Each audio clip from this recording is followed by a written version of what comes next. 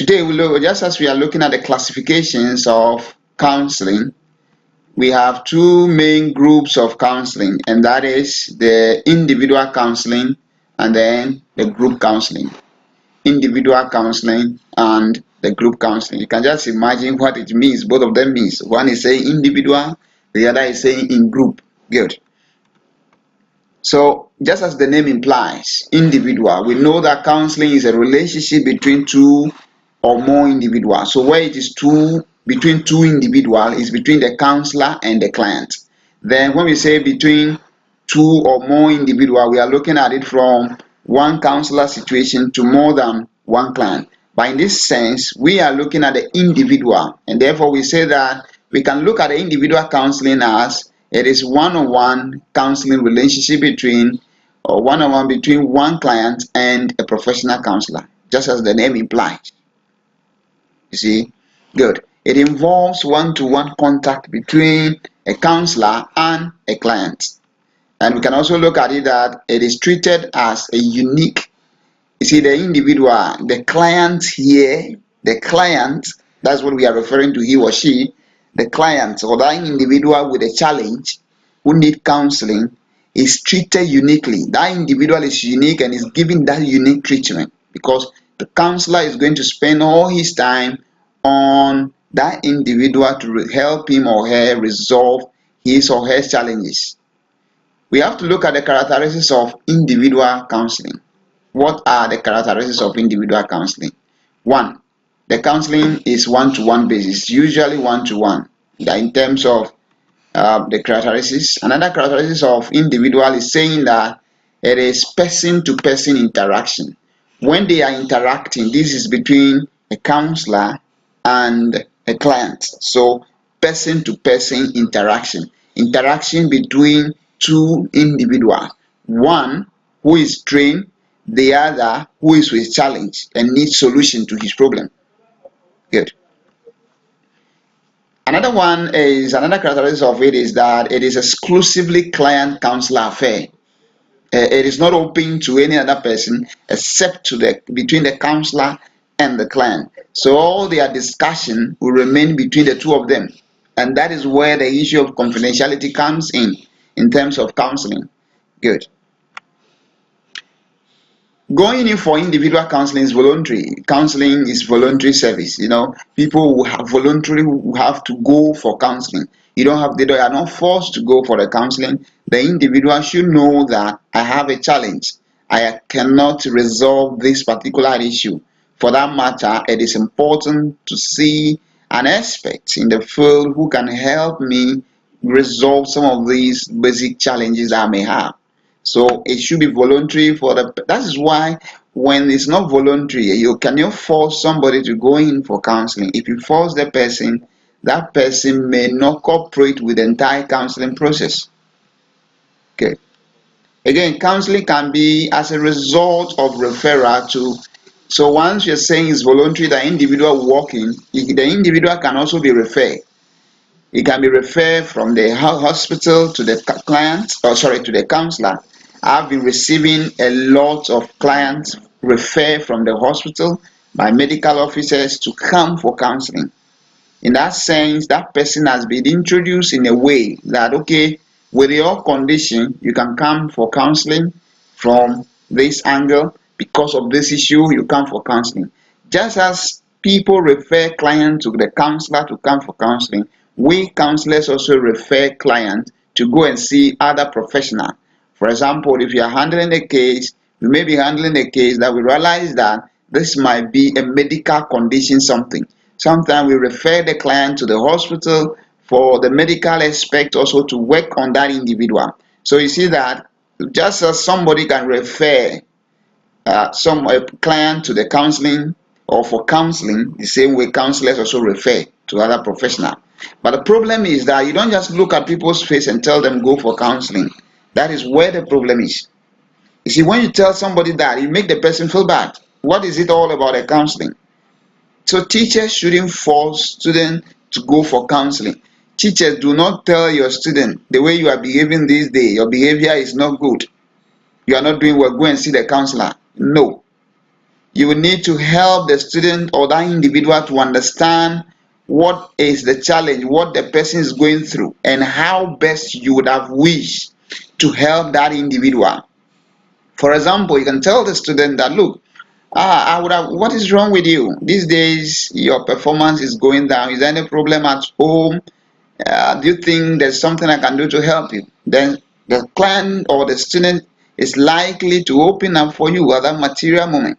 And then once he begins, or he or she begins to tell you what is in the house, what the challenges are or is, you being an elderly, a teacher, knowledgeable individual, that is where you look at it and say that, oh, I would have wished to help you, but because of ABCD reason, the best person who can be of help in this situation should be the counselor. Will you mind seeing the counselor? When you present it this way, it sounds better. The client, the other individual, will wholeheartedly accept it to go for counseling. And when it comes for the counseling, he or she will see it as something that he had decided to acquire. In that case, that individual will talk, and when he's talking, you feel free to explain things to the counselor. Let us look at advantages of individual counseling. One, it is highly private and confidential.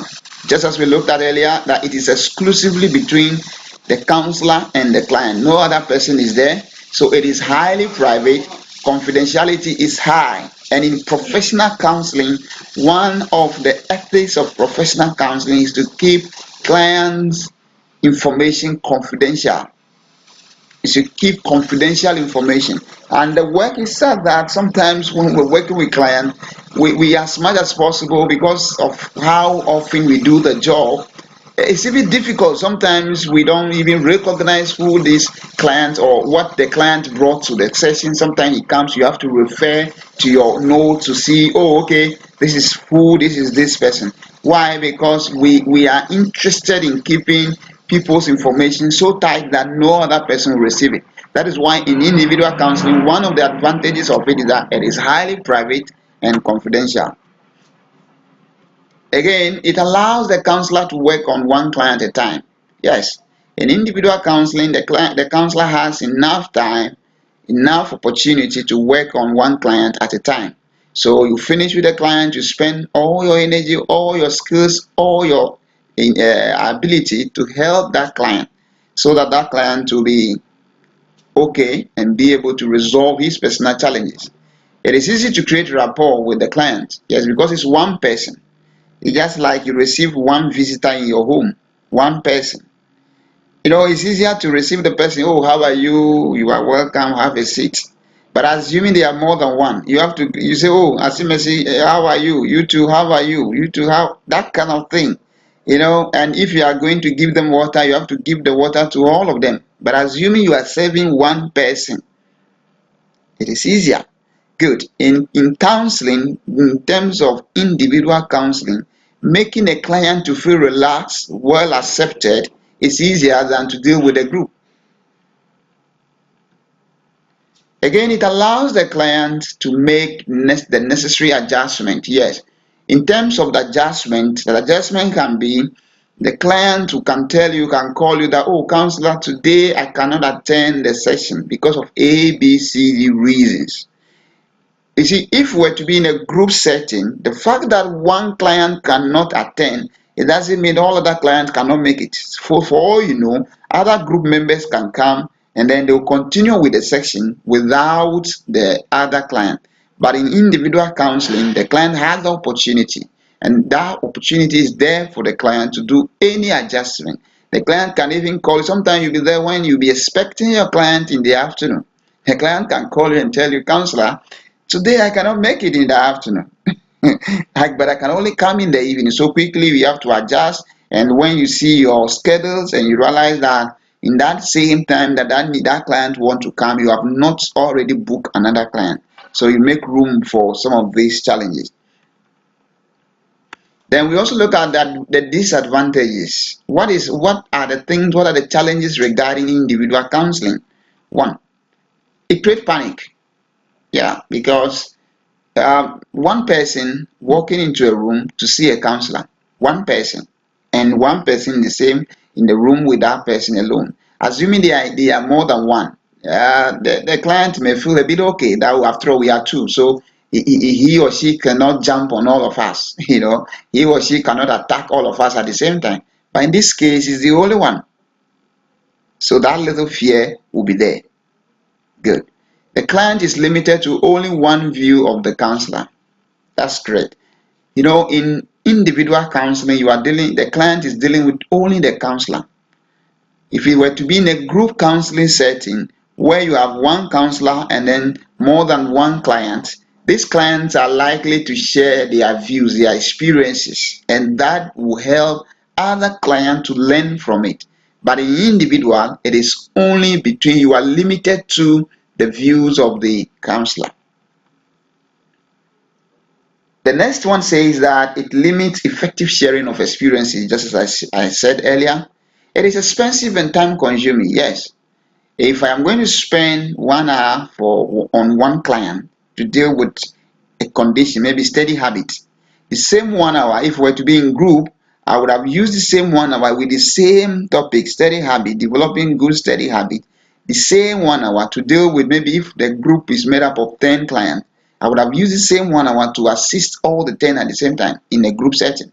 But in individual, we are going to spend that whole 1 hour on one person. That is why when you come for professional individual counseling, we charge so that we can make room, and you pay more because as long as you keep on coming, that will make you pay more in a professional setting. You see, good. Let us look at the stages of individual counseling. So, in counseling session, what are the stages? What are the stages that we go through? It's also important we have an idea because some of you very soon are going to be coordinators of your schools. So how will you carry out basic counseling procedures? So that's why we are going to look at these stages, and these are basic stages in counseling. The first stage is the relationship establishment stage. Usually when we have a visitor in our homes, what do? We try to help this visitor to relax, feel welcome, feel accepted. And that is what we call you are establishing relationship. So you can tell them, oh, you are welcome. How are you? Have a seat. Will you care for some water? All these things that you are doing, you are making the individual to feel relaxed and welcome. And that is what we call relationship establishment.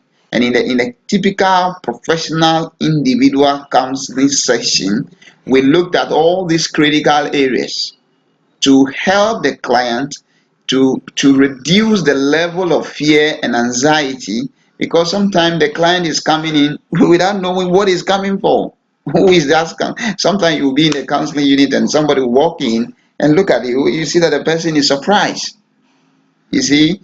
But then what we need to do as a professional, quickly, we help the person to relax by giving the person the necessary regard. We respect the client. No matter how the client walks in, we give that client the needed respect at all times. Very, very important. And that is very soon we'll be looking at the core conditions as far as counseling is concerned. So over here, some of the core conditions that we counseling um, work on, or the core conditions that we can apply in establishing relationship, is that we need to respect the client, in this sense, and then not to be judgmental. We need to understand the client. We need to be genuine with the client in terms of whatever dealing we are going to deal with the person. The role of the counselor at this stage. One, the counselor will try to establish a comfortable and positive relationship at this stage. It's very important. How do you do this? If you are a teacher, for example, and a student walks to you with a problem, teacher, you have to accept the student. Oh, relax. Can you have a seat? Do you care for some water? If it's possible to provide. Do you care for some water? Have a seat, relax. Can I help you? You make the person feel welcome and accepted. Very important, so that the person will be comfortable. Again, explain the counseling process and mutual responsibility to the client. And in a professional counseling setting, what we do is that when you walk in for counseling, we don't just start counseling you, no, but we let you know your role.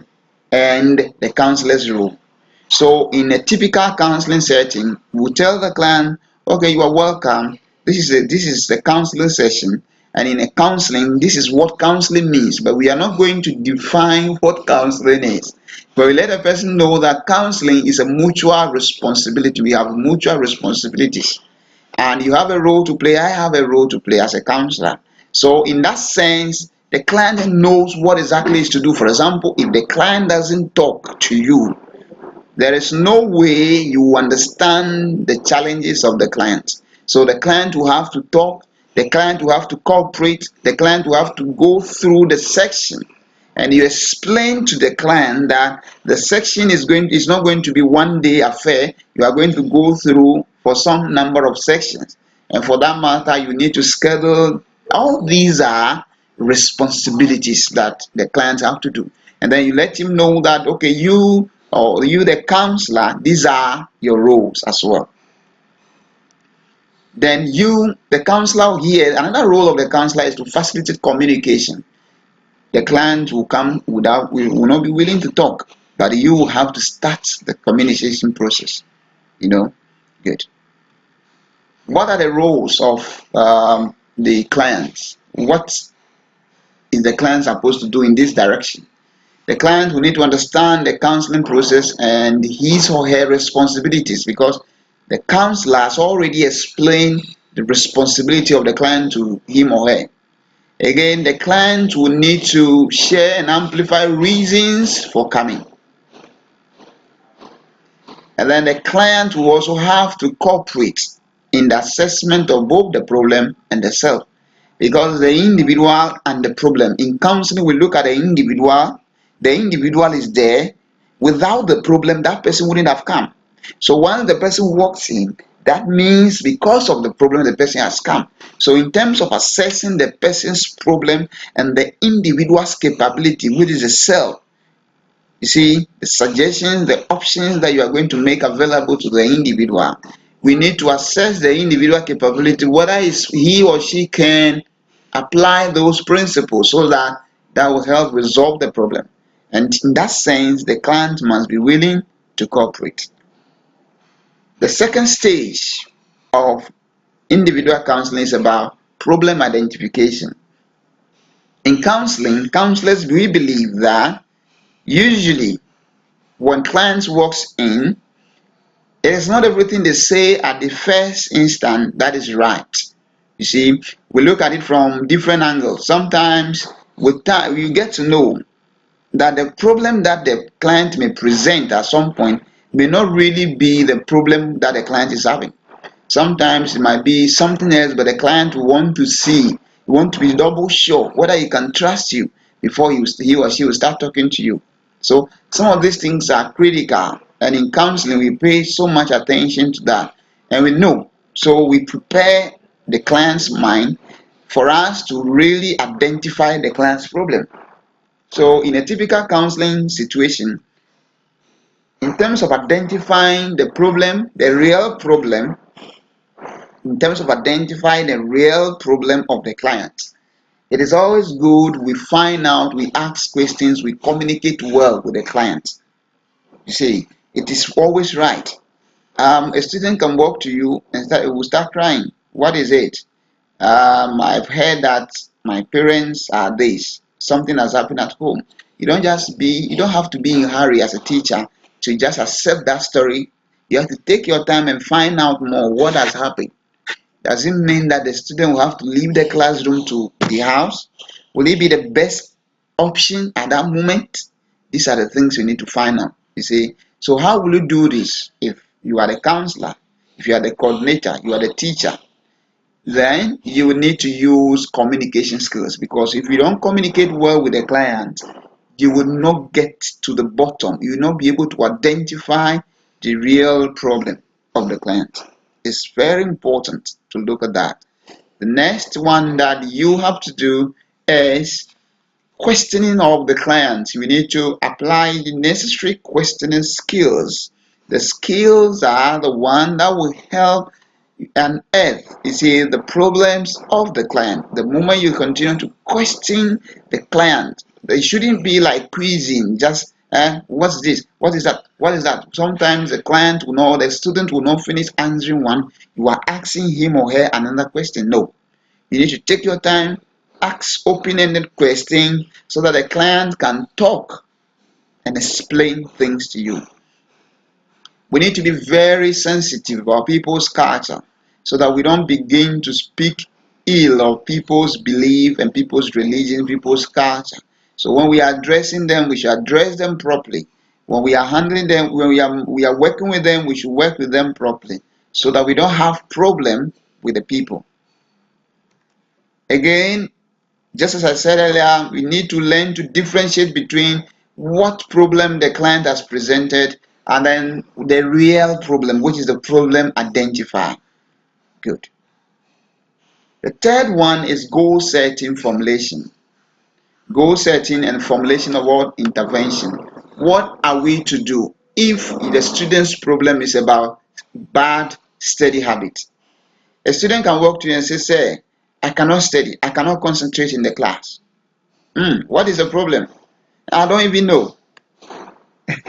You don't know. Okay, so this is the time the counselor will have to take his or her time, or the teacher or the coordinator. You have to take your time and then find out, let the student, help the student to unearth. Sometimes you'll be going through, you get to know that there is a fundamental reason why the student cannot concentrate. And for all you know, maybe he's having challenge with the relationship that he or she is in. So now the student, the individual has presented, I cannot concentrate. But the real problem is that he's having relationship problem.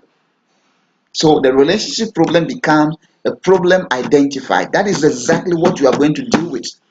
So the relationship problem, now you are going to set goal. If it is about relationship problem, then what and what should we do? So at the end of the whole session, we'll look at A, B. It's just like setting objective as a teacher, objective that you want to achieve. Then how will you achieve this objective? That is the formulation of the intervention. It's the same thing with counseling too.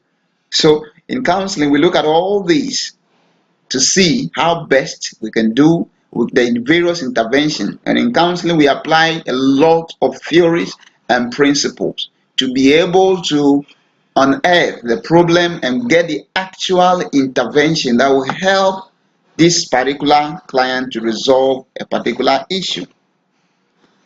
The processes involved: one, we define the problem. What is the problem? We've identified the problem already. Now we have identified that the problem is not about I'm not able to study, but it's about relationship problem. So now the problem becomes a relationship problem. So you define it. We are dealing with what? Relationship problem. Good. Then set specific objectives. So if the problem is about, so how do we, what are we going to do concerning the relationship problem? What is it all about?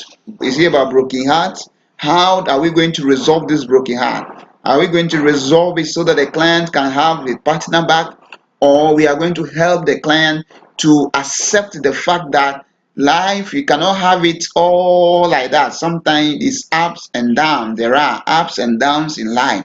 Therefore, even if you're having broken heart today because one lady or one gent has just left you, there is also another one on the way coming. So it's how you package yourself to meet the new ones coming so that you don't fall in the same, or you don't have the same challenge again. You see, these are the specific objectives we set out. The next one is identify the step to deal with the challenge. So basically, it being that, oh, it's broken heart. Well, how come that the relationship has ended that way? For all you know, the client has personal challenges, issues that he or she cannot manage properly. That is why the partner could not withstand it. Maybe the temperament, maybe the behavior, maybe dressing, attitude, lifestyle, certain things that the partner doesn't like. But perhaps for you know, the partner has complained severally, but this client is unable to overcome. So in the counseling session, when the client begin to identify some of these things, we now find ways to deal with these challenges. If it is about dressing, sometimes we find ways of guiding the client about how to dress appropriately, how to talk, how to present yourself. These are all training that you receive during that professional counseling in order to deal with the challenge. Because if you don't help the client to deal with such issues, the new partner that he or she will meet we will also leave him or her. Good.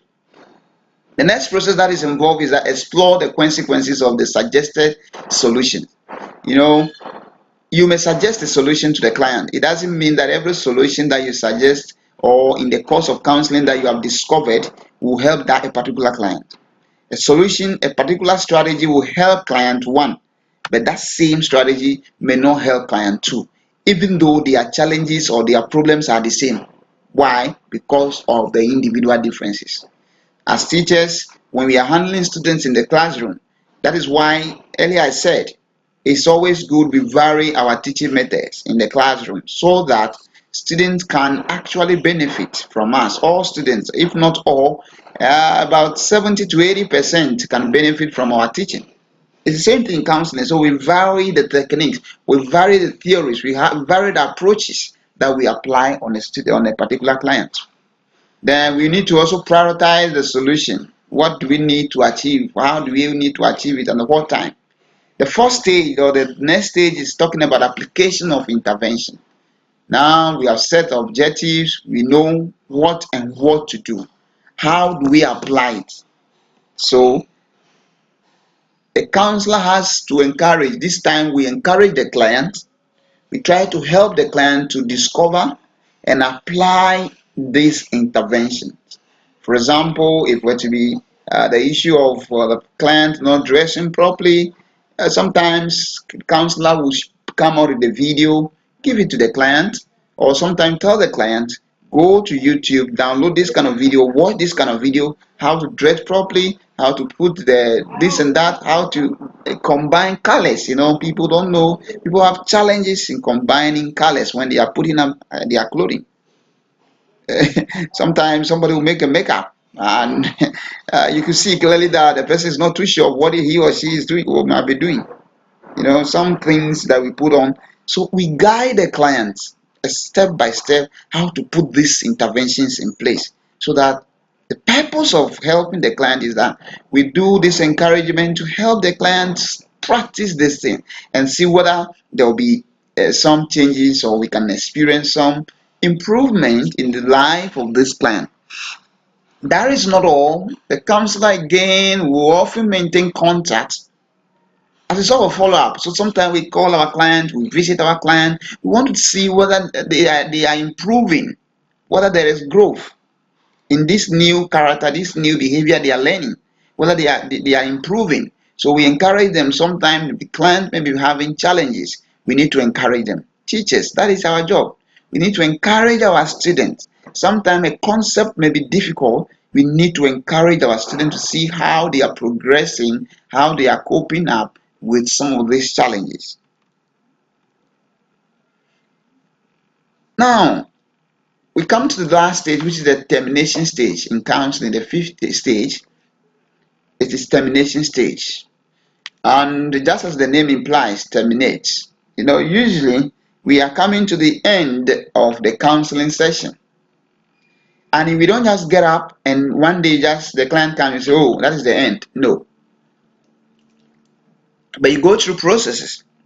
You know, it passes through processes. And these processes, you need to prepare the mind of the client. So we prepare the mindset of the client that, okay, the way you are improving, now, things are changing, and the client will be smiling, responding accordingly.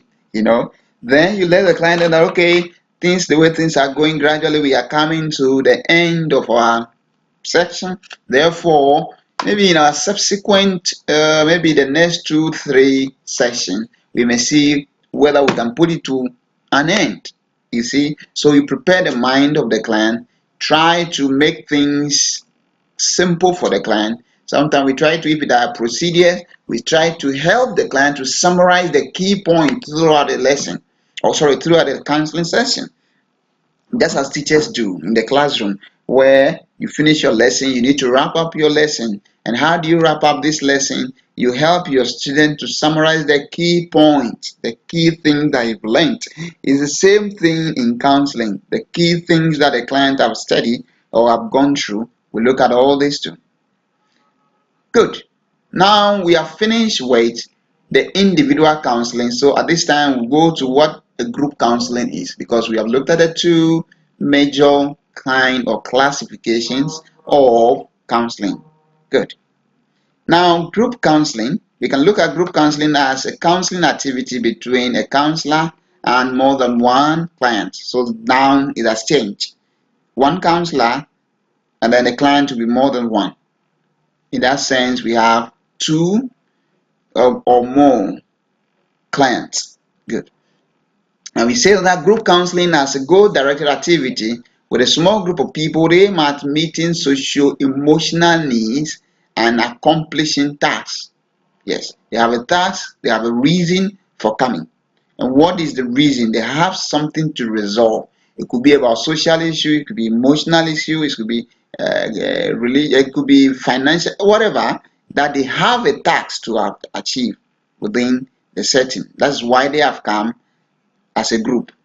What are the features of group counseling? One, it is facilitative or contact relationship between counselor and a group of clients. So these are the characteristics. Good. It is a counselor-client relationship. Again, over here, we still have counselor-client relationship. But in the individual counseling, it is about counselor-client relationship. But in group counseling, it is counselor-clients. So now the clients are more than one relationship. Good. Again, the clients are a group of people. These individuals are a group of people with some challenges, some tasks to meet. The client have a common or a concern, a common problem or a concern to resolve. Usually, the group counseling are individuals with a common challenge. So maybe the challenge could be these are a group of students having challenges about how to study, developing a good study habit. You see, so when they come, they know exactly what they are coming to discuss. They know exactly what the group is about. So it's not about coming in somebody with a marital issue, another person with this and that issue, another person with that. No, they should all have a common or a similar concern that they are coming to address within the session. The relationship is in a social setting. Yeah. In our social setting, we have friends, we move with friends, we discuss things as friends in groups to share ideas, to discuss things. And in group counseling, that's the same thing. We are more than one. It's not between counselor and client alone, no. But this time around, the clients are many. And so the number could be 5, it could be 10, even sometimes, depending on the expertise of the counselor, how you handle it in terms of that. So once it's like that, it's like a social setting that two individuals or more than two people are coming together. Having looked at all this, it is also important for us to look at the stages in group counseling. The stages in group counseling are as follows. Pre-issues or the pre-group issues. How do we form the group? How do we form the group? In a typical professional counseling setting, we could sometimes start with individual counseling. Then maybe you have about 10 clients with a common challenge, as in how to study, developing a good study habit. So in the course of the individual counseling, the counselor have realized that all these clients have a common issue. So we introduce the topic to the clients one by one. Will you mind joining a group of people of this? Will you mind these individuals so that you all share ideas how to resolve your study habit issues? So some client will tell you yes. And once they are saying yes, this person say yes, this person say yes, then you will now arrange and get a time to meet all of them in a form of group. Sometimes we advertise. We advertise a topic. The topic is about developing good study habits. So we advertise through posters or whatever means. Then some people will sign up and say that, okay, I want to be part, I want to be part. Then you put these individuals together. What it means is that all these individuals coming together in that particular group are people with a common challenge, see, to be resolved.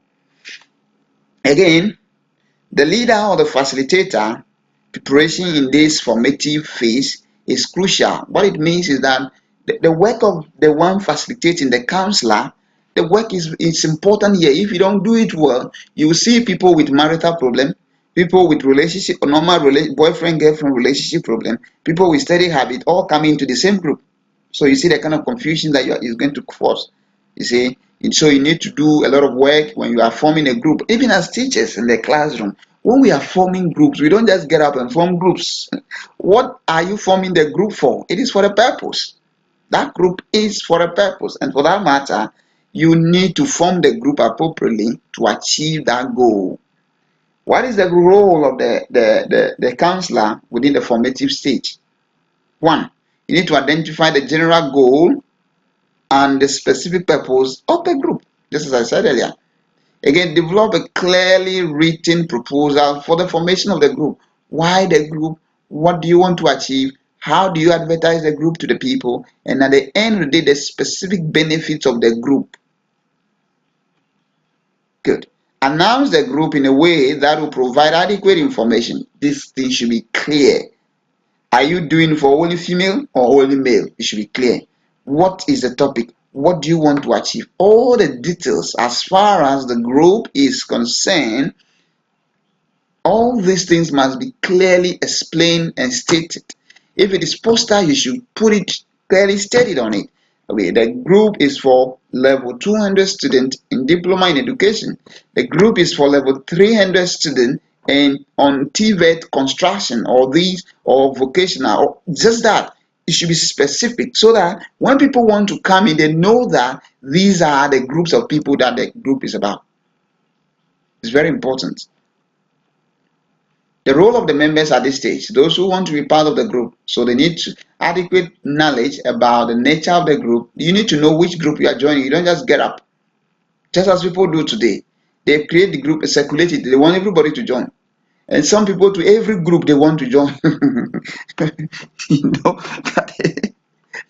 it's interesting. You know, those days, sometimes you wonder if some of us were to be on campus now. When we see our friends doing photocopy, every photocopy, we don't even check whether we have those photocopies already. We also want to photocopy them. Once you see somebody doing photocopy, Charlie, let me also photocopy.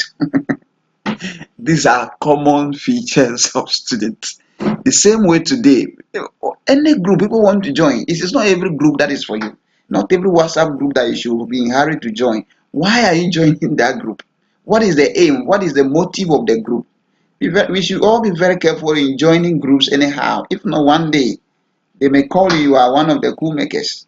You know, good. The next one is to determine if a particular group is appropriate for them at this time. You see, is the group appropriate for you? Before you are joining at that moment, will you have time to attend the group meetings? Stage 2 is the initial stage. And now the individuals they've come, the group members have come, the clients they have come, they are in the group. What are you to do as the counselor? This is the first stage, the orientation stage, just as the name implies. We need to provide that necessary orientation to the clients. Very important, you know. This is the orientation stage. Orientation and exploration. That is the initial stage. So you need to let the clients know the structure of the group. You are going to set group norms, what is expected of everyone in the group. Very, very important. What is so unique about this stage? Here, you realize that participants want to find out, why am I here? They'll be asking themselves this kind of question. Why am I here? What kind of environment? Who are these people? How am I going to gel with them? Will this group benefit me or not? This is what will be running through the client's mind. So here, members learn what is expected and how the group function. This is what they do. Most of these things will be going through their mind, and because of how we will be doing the job for some time now, we know these are the challenges that they go through. These are initial things, and it's normal because you just joined a group, new people, new faces. Some of the people you have never even seen them before, and you are all in the same group. So this is how what the group is characterized. This is the stage. This stage is the characteristics of this stage. Good. Again, members display socially acceptable behavior. People want to take care of themselves, they want to behave in a particular way. You see people sitting, trying to sit in a particular way. All that they are doing is that they want to adjust into the group. You see, what is the role? The role of the facilitator or the counselor in this? You need to teach the participant some general guidelines to participate actively in the group. For example, you let them know what they are to do, what they are not to do, the norms and not the do's and don'ts of the group.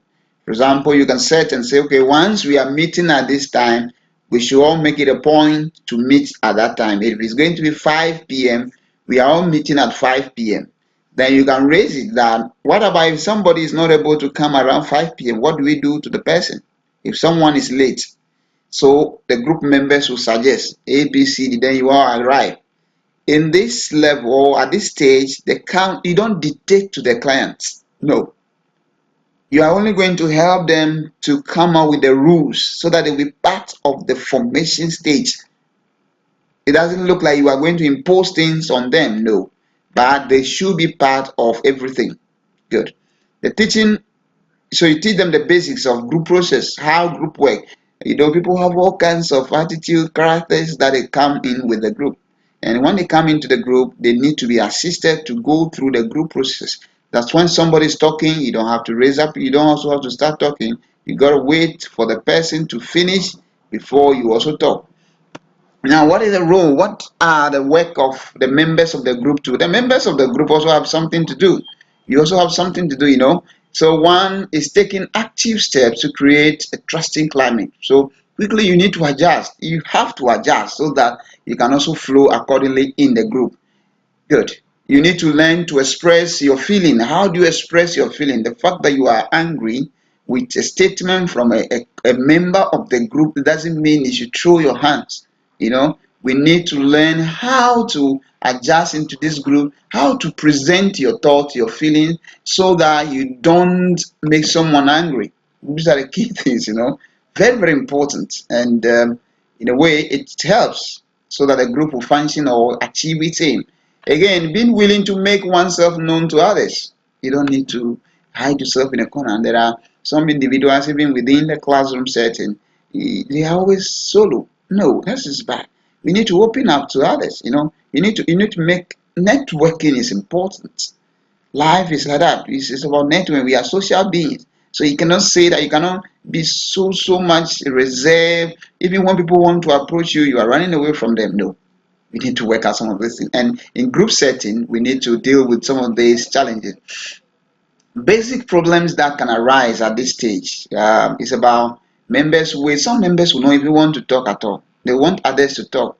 They will be experiencing some fears. They'll be wondering what kind of people are we, what are we going to do so that when I talk here, people will not take it out and all that.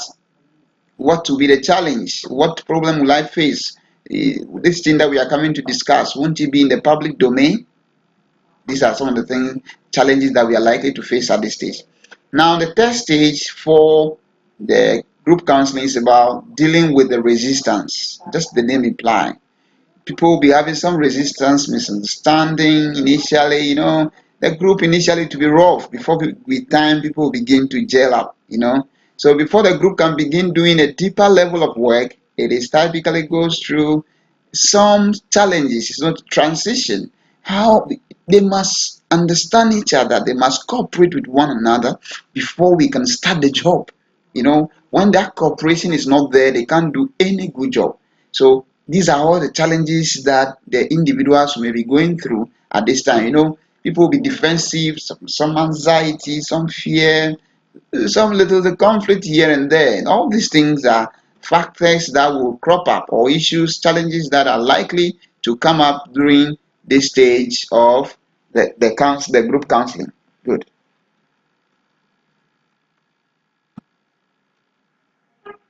What are the roles at this stage? The role of the counselor or the facilitator.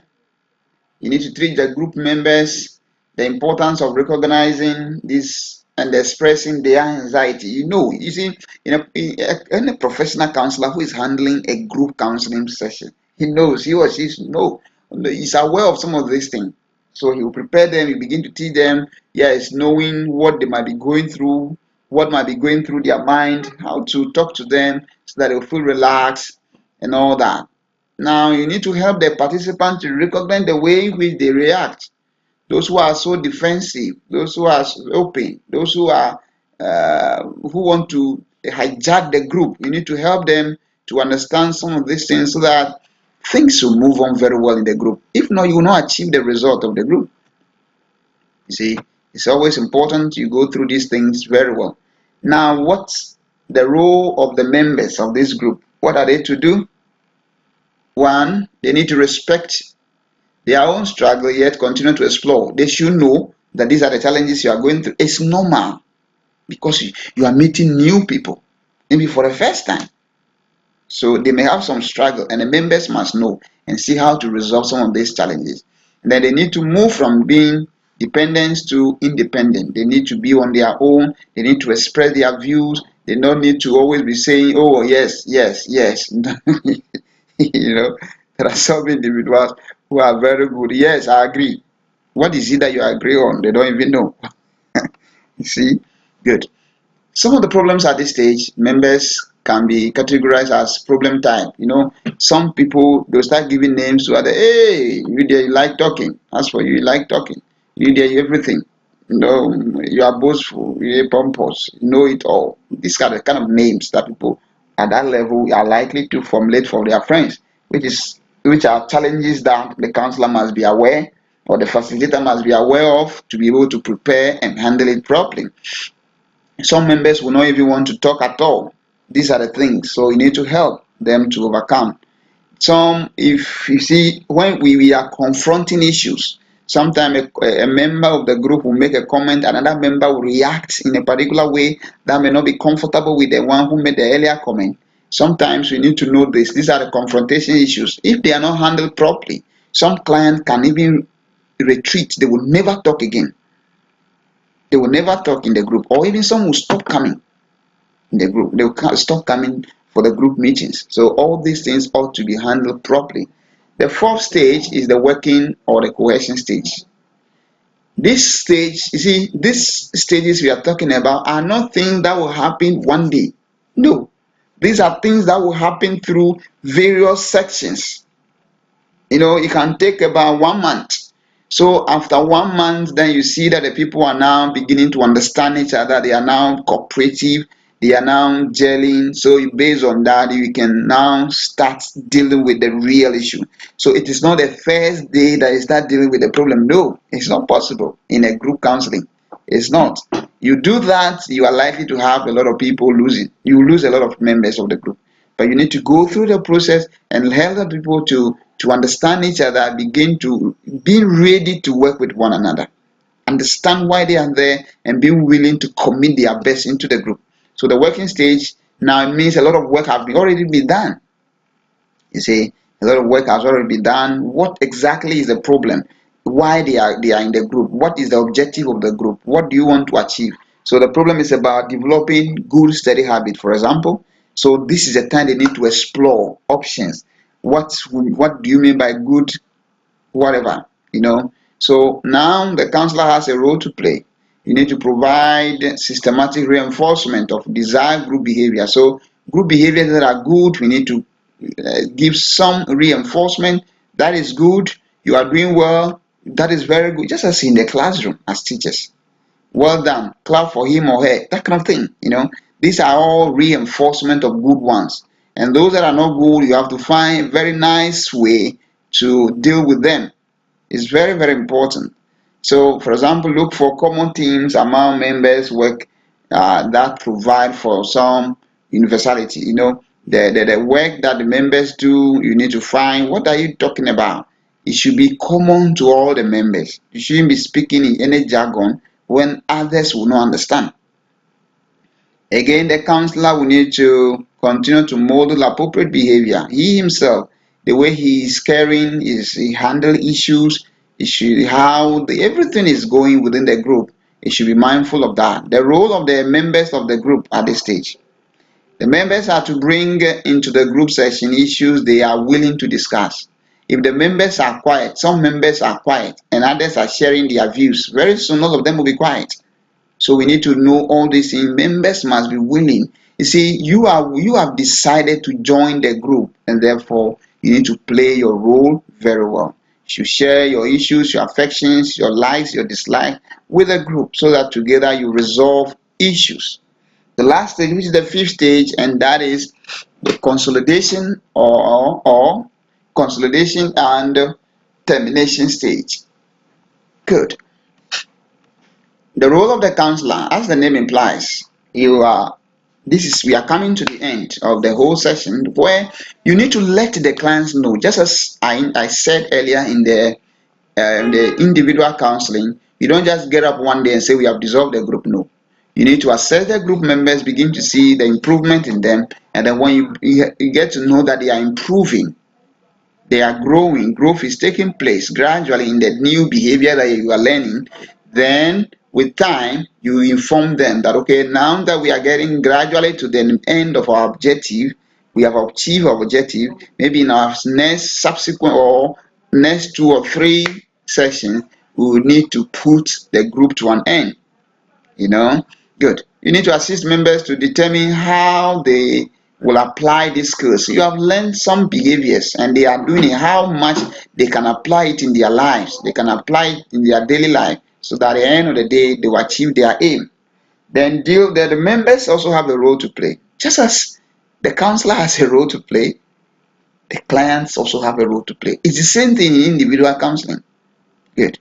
So you deal with their feelings. This is how when they deal with their feelings, because now they're born with the counselor. The group is born dead now. All of a sudden, if you say we are going, we are terminating it. You see, to separate, to say goodbye is always difficult when you are telling a friend goodbye, because you would have wished to be around that person for some time. But because we have a business, and what is the business? The business is to resolve a particular challenge. We are not to come and form a new clan, but to solve a problem. So once we are able to resolve our problem, we need to also learn to separate and go back. So the counselor will have to help them, and the members must also be willing to deal with all unfinished businesses. When you are still not comfortable with certain things, you need to work it out, so that, and then make a decision and plan concerning where they can generalize what they have learned. It's true. I told you earlier that in counseling is a learning procedure, stages in solving problems. So throughout the counseling session, the individual should be able to learn some basic skills, problem solving skills, to deal with future problems. See? Good. Advantages of group counseling. 1, the client have opportunity of real life setting. So because real life setting, you are dealing with people, not alone. So you experiment that kind of behavior. See, so real life setting, because you are in group and all that. Members receive acceptance and validation not only from the counselor, but also their peers. Yes, some in a group setting, a group member, oh, that's very good, you are doing very well. This acceptance is not coming from the counselor, but it's coming from other members. But if we're to be in the individual counseling, if the counselor does not give you that acceptance, that is all. You don't get it from anywhere. Again, clients get to know their situation is not abnormal. This is the stage they get to know that what they are going through is not abnormal. Others are also having the same challenge. Wow, so I'm not the only one. That's great. It is less time consuming when it comes to this. Good.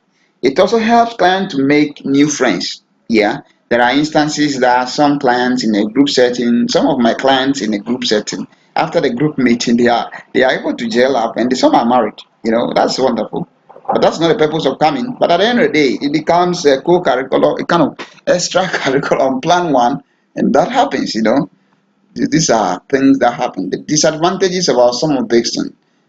Some individuals within the group, their characters, their personality doesn't help group. Some want to hijack the group. Some are within a quick-tempered, and some of these things can affect the group if not properly managed. Again, even though individual counseling is private and confidential, group counseling is less private and confidential. because you are dealing with more than one client. And the client can go out and say, hey, I thought my problem is big. This person, it's not easy. What it means is that confidentiality is gradually breaking. You see, so in the group counseling, we counselors we reiterate that every now and then to let them know why they need to keep issues confidential. You see, good. Sometimes members of the group may not be fully, some may not even benefit from the discussion. You see them just be around. They don't know what is going around. Good. Thank you for listening. And then it's also important for us to know that counseling and itself cannot be successful, either group or individual, when certain key conditions are not adhered to. So we call them the core conditions in counseling. And these core conditions are from Carl Rogers, who talks about before effective counseling can be achieved, it is important for the counselors to adhere to the following. One, rapport. So we need to create rapport with our client. And in terms of creating rapport with the client, you need to, that means you are establishing that relationship to make the client welcome, feel comfortable, accepted, in all the directions so that the client can be ready to talk. Again, counselors are not supposed to be judgmental, but they're supposed to show empathy. Empathy, it means, just in a simple term, be in the shoes of the client. If what the client is going through, you feel like you have that feeling, you understand the feelings of the client. You see, what the student is going through, but you don't need to be judgmental. You don't need to. So we show empathy in the counseling session. Again, we pay so much attentive. We listen. We don't only listen to the verbal issues, but the non-verbal cues. The body language, we pay attention to all this. All these are part of the attentiveness. And counselors must show genuineness. You see, what you can do, what you cannot do, you must. If there are cases you cannot handle, please, you need to refer. We counselors, we do among ourselves some cases because we have specialities. So sometimes you refer a client to another client now for a particular treatment. Some other counselors refer clients to me from their schools. You see, from their community, from their client. They refer them because of some, I also do same. So that genuineness we need to show you. Again, we should not receive people and treat them special because of certain things about them.